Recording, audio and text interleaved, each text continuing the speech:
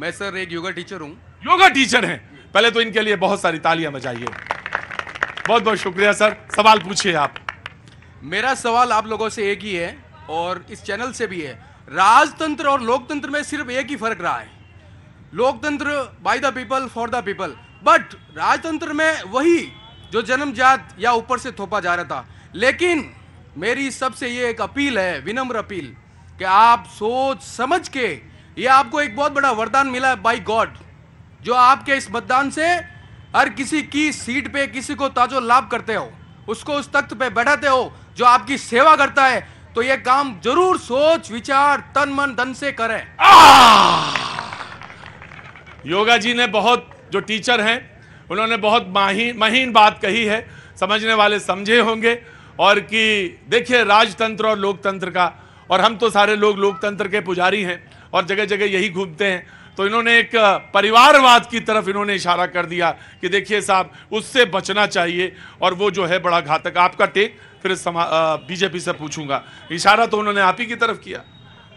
ऐसा है, शायद अब भाई साहब अभी लोकतंत्र और इन्होंने राजतंत्र देखा नहीं है।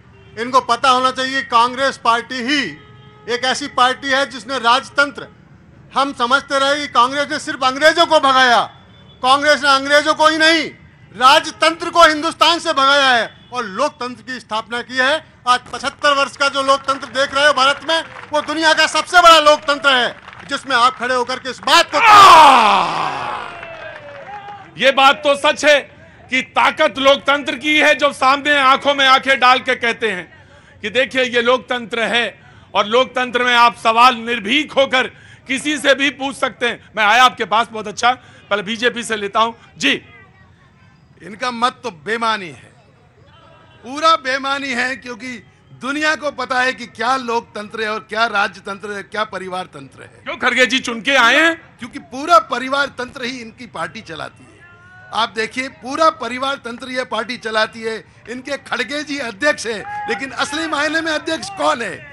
हर जगह सोनिया गांधी जी है, राजीव गांधी जी है, राहुल गांधी जी है, प्रियंका गांधी जी है। क्या बात कर हर जगह जी। नहीं, बहुत अच्छा चल रहा, डिबेट चल रही है, बढ़िया चल। मैं थोड़ा ऐसा करो, क्लॉक टावर पे ऊपर खड़े हो जाओ जाके। मैं वहां से कहते कैसे आऊंगा? मैं आऊंगा जी। मैं बोली खड़ी होइए, मैं आता हूँ आपके पास।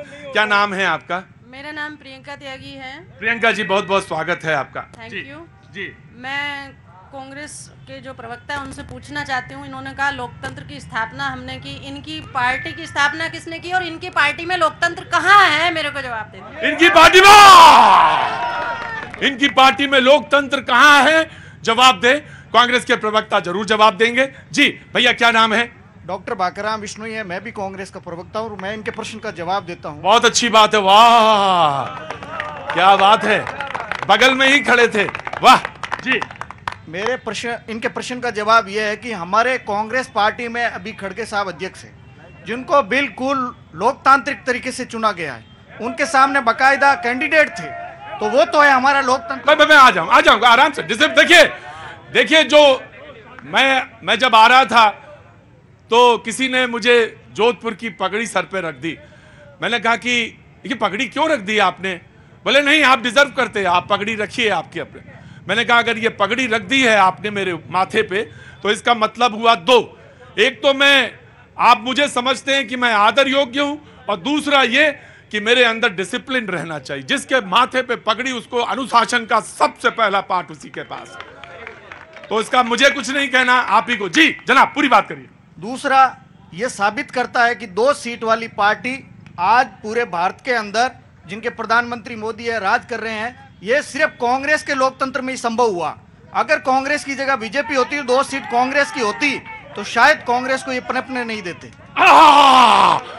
प्रियंका जी नाराज ना होइएगा, बिल्कुल नाराज ना होइएगा।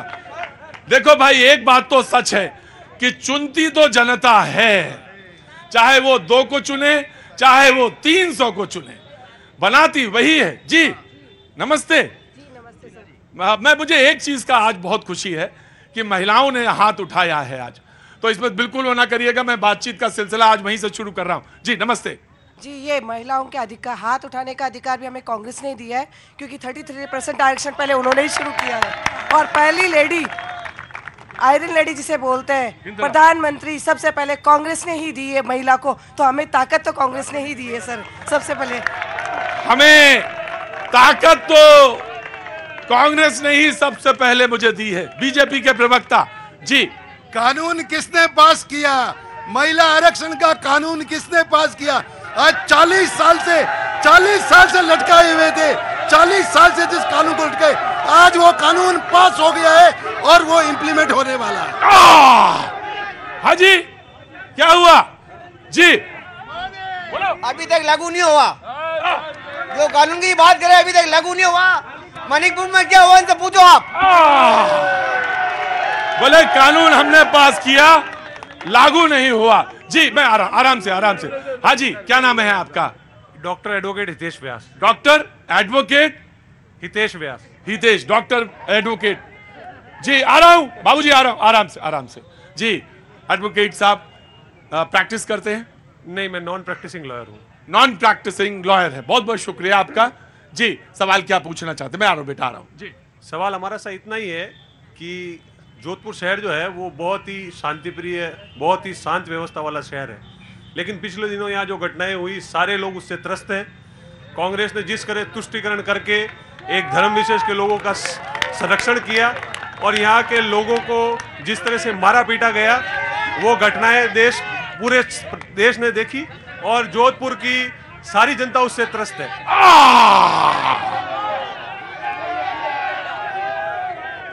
मैं सोच रहा था, मैं आ जाऊंगा, कोई परेशानी वाली बात नहीं। माइक अगर मेरे हाथ में है तो आप निश्चिंत रहिए, बिल्कुल। पीछे क्या, मैं आगे भी जाऊंगा, पीछे भी आऊंगा। उन्होंने कहा कि कांग्रेस सिर्फ जो है तुष्टीकरण करती है। आज प्रधानमंत्री ने भी यही बोला कि कांग्रेस का मतलब तुष्टीकरण, सिवाय तुष्टीकरण के वो कुछ नहीं करती। और उन्होंने कुछ घटनाओं का, मैं एक बात जरूर कहना चाहूंगा कि 2 आईने हमेशा मैं अपनी जेब में रखता हूं। 2 आईने हमेशा जीवन में मैंने उसूल बनाया कि 2 आईने अपने पास रखो। एक आईना अपने पास जो खुद देखो, और दूसरा आईना वो जो जनता को दिखाओ। मैंने 2 आईने रखे। सवाल डॉक्टर एडवोकेट साहब ने पूछा है कि आप सिर्फ और सिर्फ तुष्टीकरण करते हैं, लिहाजा आपको जवाब देना चाहिए। भाजपा के पास हिंदू मुस्लिम, पाकिस्तान हिंदुस्तान के अलावा अगर तीसरा मुद्दा आप पूछ के बताएं, इस देश की व्यवस्था की, अर्थव्यवस्था के बारे में बोले, महंगाई के बारे में बोले, बेरोजगारी के बारे में बोले, आज चुनाव हो रहे तो आप यही तुष्टीकरण, क्या आप मुसलमानों को देश छुड़ाना चाहते हो कि ये मुसलमान देश के लिए नहीं मरे?